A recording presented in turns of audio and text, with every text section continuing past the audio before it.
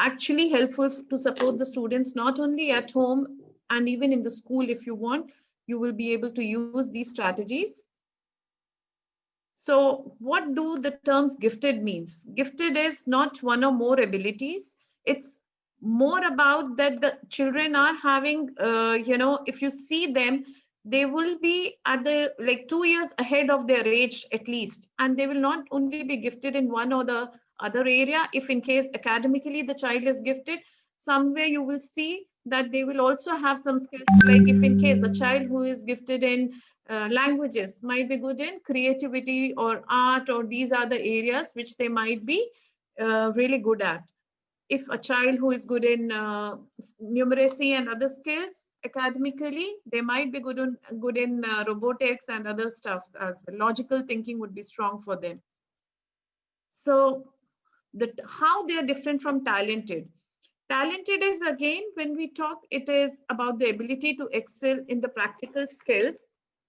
Now, what are practical skills? If you talk about practical skills, your public speaking, your art, music, dance, they might be, again, ahead of their age group, but they might have acquired by learning it from the very early stages. However, they are ahead of the age, their peer group. Now, I just wanted to show this early signs of gifted learners, but I will take you through this YouTube in the end, because a little bit glitch was there. And if in case you understand this through the chart, which I'm going to show you, it is about how you are going to identify a high achiever, a gifted learner, and a creative thinker. What happens normally when you are entering into the class as a parent or as a teacher? We all struggle till today. Like when I'm dealing with my teachers always say that, ma'am, my child is a gifted child. But apparently when I look back, it is because maybe the child has been scoring well. Maybe the child is, able to comprehend well. The child is able to give ideas. But again, it doesn't mean a gifted child will showcase all these things. It could be that the child who is gifted may not show any of these skills in the classroom learning. They might be exceptional. You will find them all over the place. They may not even participate in the classrooms at times, but still they are gifted. They may not excel in their class. For high achievers, when I'm talking about, for them, marks really matters. But for the gifted learners, marks doesn't matter. It's their knowledge which matters. They are interested in the subject, not in the marks rather. Okay. If you see, a gifted learner will always learn, the things to acquire new learnings. It's not about to score marks. They will be always beyond the group, always come up with weird ideas which others may not understand. I remember a child in my grade 6. When the child was in grade 6, she used to always tell me, ma'am, I don't find my class very interesting. The teacher used to always complain, this girl is always distracting my class.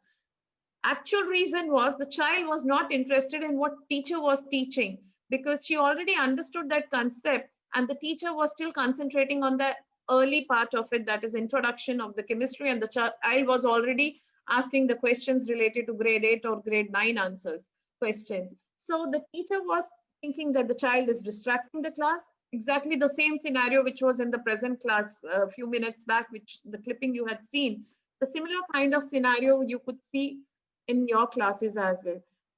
For high achievers, you may not, need too many, repetitions, maybe 6 to 8 repetitions, but for gifted learners, you might need only 1 or 2, 3 to, master the skill. They always try to get in depth. They prefer company of intellectual peers.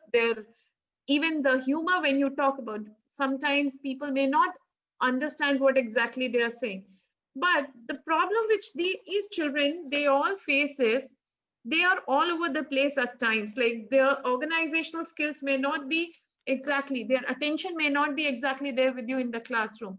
The ideas may overflow. So if you see these three, characteristics of high achiever, gifted learner, and a creative thinker, if you are able to see the Renzo's 3-ring conception scale of giftedness, all these 3 things together is making a gifted behavior. Now, when we are talking about gifted learner, there could be only 2 to 5% in your whole school, or 50 maximum. They could be child who is no, but the gifted learner may not always show you high scores in their, cognitive ability test. There are other areas also which we need to look into it. Apart from these creativity or above average ability or task commitment, they may not be even able to complete the task at times. They are, because they are not interested or they don't want to learn, they will not even complete the task. They might get bored so fast. So if you are seeing, it's a, when a gifted learner gets into anything, they like to innovate, they like to create their things, they try to infer things, they are always, think analytically, they are thinking or relating their observations to one or the other thing. They are mostly seen self-critical, never ever satisfied with their own self. Whereas a high achiever is always pleased with their own learning. It may be that they don't even finish their task, as I said. It's not motivated by grades, no, again, but they are really intelligent kids. Now, they like to manipulate the information. They are keen observers, self-critical, curious to know more things rather than only learning, draws inferences, innovate, and come up with the complex ideas. Now, what kind of gifted children you can have? There are different types of gifted children. They could be successful, who are achieving 90% almost every time. There could be children who are, challenging. They are divergently gifted, but normally not identified in the school. And I think most of the population in the schools are these kind of children. Or they could be that they don't want to, portray their skills, or just because they want to be part of the group. So they start hiding their giftedness to better fix in the group. There could be dropouts, Steve Jobs, and these are some of the examples, who might get dropout. They may, because don't feel part of the group, or they don't feel that in the movie just now clipping which we saw, the girl was not interested to go to school because she felt that homeschooling is the better option for me, as I don't enjoy. So these are the children who actually, when they are not motivated in the school, they drop out the school. They are always, most of the time, again, they're double labeled, because typically either they are ignored because they're perceived as an average, or referred as for remedial assistance. Because when the teacher thinks she is not participating or he is not participating in the class, they're often referred to be into a remedial class, which again demotivates and doesn't keep them going towards their learning. They are autonomous learners, and they create new opportunities rather than only whatever is there for them. Now, as already I have shared with you a few of the characteristics of bright and the gifted learner kids. They brighter kids, they enjoy peers, whereas gifted learners, they prefer adults because the maturity level is higher than any other person in the group, in the classroom. They initiate the projects, whereas they actually, for the bright child, if you are seeing, they will continue with the things which they are given by, the task will be given by someone, but they would like to complete it. Whereas they create new designs, the gifted learners. Now, copies accurately at times, and here they create new designs. The bright child can be a technician, whereas a person like a gifted learner can be an inventor. The bright child can answer the questions or knows the answers because they are already aware of it, but the gifted learner is always asking the questions. They are more curious, they are mentally and physically involved. Wild and silly ideas, they just want to be coming up. They might ask a lot of questions, and which actually bothers a lot of teachers in the class, a lot of children in the class. So if you see a gifted child, they will, most of them, they will show all these skills. Or sometimes you might even see the gifted child doesn't even interact in the class. They're always, most of the time, they are fine to be secluded, or they just try to, if they are not interested in their peer group, they would like to spend time with themselves only. Now, identification, when we are talking about, there is not one thing which can actually label them to be a gifted or talented learner. There are a lot of things which we look into and which has to be looked into, because That's how you can actually identify. The parents and teachers' observations are really important. Their work samples, which actually speaks. And it's not only that a child who is gifted should be identified exactly when, maybe after 4 or 5 years. Instead of that, if you started to identify these things in the beginning years, that is from the KG grade onwards, if you are able to figure out these identification traits, you will be able to see a lot of improvement, and the children who are potentially gifted can be pushed towards the gifted. Now, even the high achievers that matter sometimes are pushed to gifted learners if we start the intervention at very early stages. Now, there are certain scales which are really important, that is Purdue and Renzoi scales. Apart from that, your mapping with your, curriculum-based assessments, your cognitive ability test or your IQ test, what we call it as, and how all these things matters is the consistency. How much the child is in at least 3 years consistency as a teacher or parent we should be seeing. How much the child is able to perform in that particular subject or an area which he or she is gifted in. Now, how we should have an AGT program, it should all include these services like exhilaration, resource room, differentiation, independent study.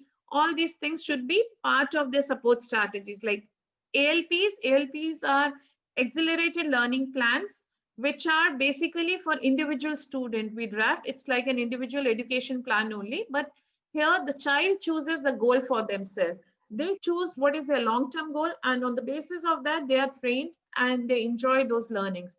Curriculum compacting or enrichment classes, they are the most important part to keep them motivated.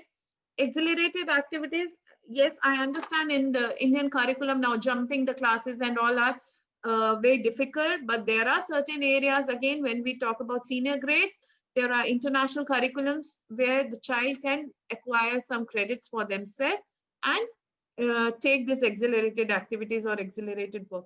Life skills are very, very important because more or less, some of these students from the initial years, you will see that they are not able to cope up with their classroom because they think everything, they take it literally. They don't understand the emotions very easily. You might think that, and even they might show you, traits of spectrum child. In fact, a lot of Asperger or high functional autistic kids are turned to be gifted learners too. Now, internships are very important to give them those trainings. Now, if they are not catered, why these strategies are important for them? Because they normally face boredom, restlessness, the behaviors will come up in the class, the laziness, low motivation, and underachievement. This actually, if you see the case of, some of the famous personalities who had been very good in their academics and everything, they had been gifted in their areas. And there could be a few of the cases where, suicides and all these things come up. And the reason could be because they are not able to perform the way they want, because their opinion really matters for them. They are self-critical. They get into depression mode very fast. So we need to be very, very careful that we need to cater to these learners as any other additional learning needs child should be. Now, what are the challenges faced by these children in terms of socio-emotional self-esteem issues? Now, if you see their self-esteem could be very low. The guilt is always killing them if they are not able to, keep up to the expectations, because for them perfection really matters. They will keep working towards it till the time they get what they are expected to. They have very, very unrealistic expectations from themselves. They are not looking for the expectations from like people who are telling them or something like that, but they have these kind of expectations from themselves. Impatience. They want to achieve everything to be nice and quick. Sometimes they really become impatient at times, and this is the reason you will have to cater to their needs. Social skills, as I said, friendship issues are always there because other peer group children may not be able to understand what they are actually asking, or even the humor which they crack at times can't be heard. Attention and organizational issues, they're always a challenge because they're all over the place. They have a lot of ideas, thoughts, but they don't know how to implement those. Now, what are the teaching strategies to be adapted? Grouping them together would always benefit, because you have to get them, the feeling of gamification has to be there in the classroom goals, because they like to compete at times and they work to achieve those. Allow students to set goals for themselves rather than you setting up the goals for them. Identify their interests and link your topics of or subjects to that. Never stop them to explore, because that is the most important thing. They learn things through their own observations rather than doing a rote learning. Activities when they are finishing early, because most of the time a gifted learner will be able to finish their activities before your class is done. And that's the time when they will start showing the behaviors or becoming restless. So keep the anchor activities always ready for them. Inquiry-based learning is very, very important, and so is your project-based learning. Make learning fun. They don't like to sit at one place and learn most of the things. They like to explore. They like to explore different, styles, learning styles. So don't give them one place to sit and do the work. 20% time they will work, and 20% time they would like to, devote in other things if they are able to. Choice assignments are always important. Use choice boards for them as much as possible. Freedom to move. If in case a child in the class has already finished the task, give them opportunity to go out in the lab and explore the same thing or come up with the facts. Some of the examples are, you can ask them to go and research on the same topic which you have done and share the facts in the class. That will keep them motivated. Many reading materials are very, very important, because these kind of learners, they love to read and they're very quick learners and they are very quick readers at times. Encourage the use of technology as much as possible. Now the technology is very important part. So encourage those usages. Avoid rote learning, because they don't like to learn what you are teaching. They might come up with different solutions most of the time, as I said earlier also. So if you are giving them something, give them proper explanation till the time they're convinced. They will not be able to take what you are trying to teach them.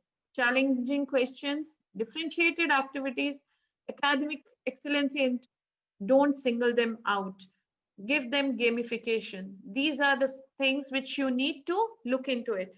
Now, when I'm talking about personalization, I already had spoken to you about, accelerated learning plans, how to do that. You just need to define the goal. Ask the child what the child wants to learn in the classroom, or maybe what the child really wants to explore. Let them decide the goals themselves.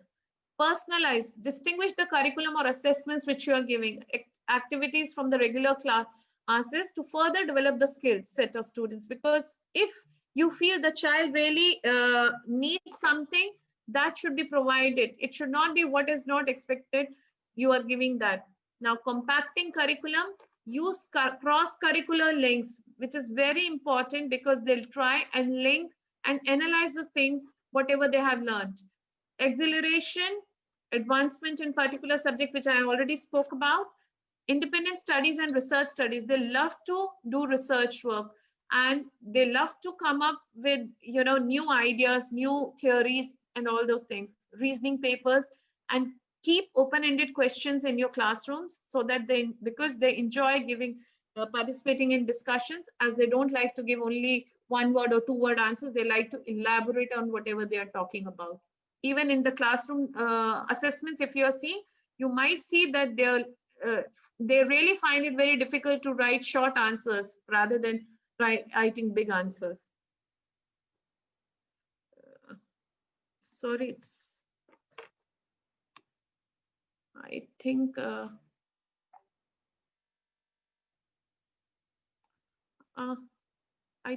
my screen got frozen. Just wait.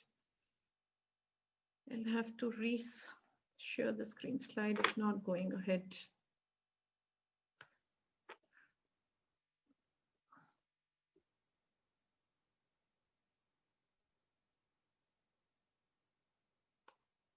Okay. Can you see this slide now? Okay. Now, enrichment classes, these are the classes where, you are giving a lot of information related to the same topic but advanced information. So it could be inside the class, but it's very difficult. So try to give them outside the classes. Like when I'm saying enrichment classes, you can give in-depth knowledge about it. Give them real life scenarios or situations to develop. It could be, there are a lot of issues related to, nowadays climatic changes or global warming. If you are asking them to research on that, give them that research, but let them pick up that how they would like to relate to social or economical things, or something which they are interested in, how they would like to find the problem and solution to it. They will be able to form up both the things together. Life skill, as I said, it's very important. Introduce clubs in your schools which are of their interest, collaborations to investigate their research with the universities and other places where they can do their internships. Content modification, when I'm talking about, it's, you have to, like for any other additional learning needs, we need to simplify the stuff for them. Whereas here it is the other way around. You have to give them the abstract and complex things, give them variety of material which they can explore, give them what different kind of people have made researches in the same area, and experiential learning, which is very important, or inquiry-based learning, you have to give them.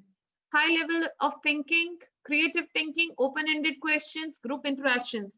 That is the kind of processes which we need to follow, because with the group interaction, you will always see that they are able to showcase their leadership qualities, because they love to lead the group when as they are very strong in their opinions. Variable pacing, or you cannot give them, okay, this is how we are going to work. They always like to explore till the time they want to. And learning processes needs to be with use of different learning styles. Conclusion to the problem or question they are always coming up with. As this all I have discussed. And regular monitoring and assessment is very important. Give them the achievable targets and keep on monitor their progress, report achievements and celebrate successes, because that keeps them motivated too. And before you're putting the child into the class, please inform the teachers. Give them a lot of challenges to keep them occupied in the classroom. And the teacher needs to understand, rather than expecting what the answers from them, what the teacher is expecting. Rather than that, they should be open for what child is ready to tell you. So with this, I'm just stopping my presentation, and we have time. We learnt that Thomas was gifted in a range of ways. Like all parents, we had a sense early on that he thought and acted a little differently to his peers. Thomas seemed to think about things differently and asked questions that you might normally associate with an older child. And just his general level of activity and curiosity, which was insatiable. There were indications that Ruby was gifted when she was quite young. She started talking quite early, and friends had made comments that she seemed to be doing things differently than other kids that they knew. She was always seeking information and asking lots of questions. She had a lot of interest in learning letters and reading, and she used complex language. Some of the early signs that a child might be gifted are often the verbal ones, so a very broad vocabulary. The child using words accurately that you wouldn't expect they might use. For a child who might have non-verbal abilities, they may have the capacity to work a video, program the DVDs, play around with computer software, even at very young ages. Around about 3 years old, Matthew basically just started playing the notes on the piano, and we were going, wow, Yeah, he wasn't reading any notes. He was just playing the notes, and in his mind he could hear that the notes made a different sound, and then he actually formulated the tune just based on hearing the notes and knowing which notes made which sound. Gifted children are identified in two ways. You can do a formal way, which is an IQ test, or you can do it informally, which is to gather up a lot of information and observations from a range of people, and it may be teachers, the rest of the family, and your own observations of your child. when she was going to start 4-year-old kinder, the 4-year-old kinder suggested that she be tested by a psychologist. So I took her off to have an IQ test. If parents think their child is gifted and if this kind of scenario at times is very, very difficult for Indian community, because it's very difficult for the Indian parents to accept. They might think that, okay, my child is gifted, but why IQ assessments are recommended? Sometimes it becomes very difficult. And as I earlier said, by the Gifted Association, they say it's not recommended to label any child with the giftedness only by seeing your what you call IQ scores. It's very, very important to look into other subjective tests as well. Like as I had already shared the list of tests which had to be done. It's parents' observation, the written samples of the child or the work samples of the child, and the consistency, which definitely matters. Any questions related to it? One thing which I missed out now was curriculum compacting. As I have 5 minutes, I think I can take up. Anika? Ma'am, we have only 1 minute left. Oh, so sorry. Then you can ask the questions, I think. Yeah. In case we are not able to address your questions, please mail us the questions at kanika.minds@gmail.com, or you can even send your questions to me via WhatsApp, and I will send them to Taruna ma'am so that she can respond. Thank you, everyone. Thank you so much for attending our webinar. I hope you learned a lot about how to identify whether a child is gifted or talented and what kind of supports to give to them so that they can perform at the best of their capacity. Thank you so much. Thank you, Taruna ma'am. Thank you, everyone. Please fill in the feedback form within 24 hours and you will be receiving your certificates within the week. Thank you.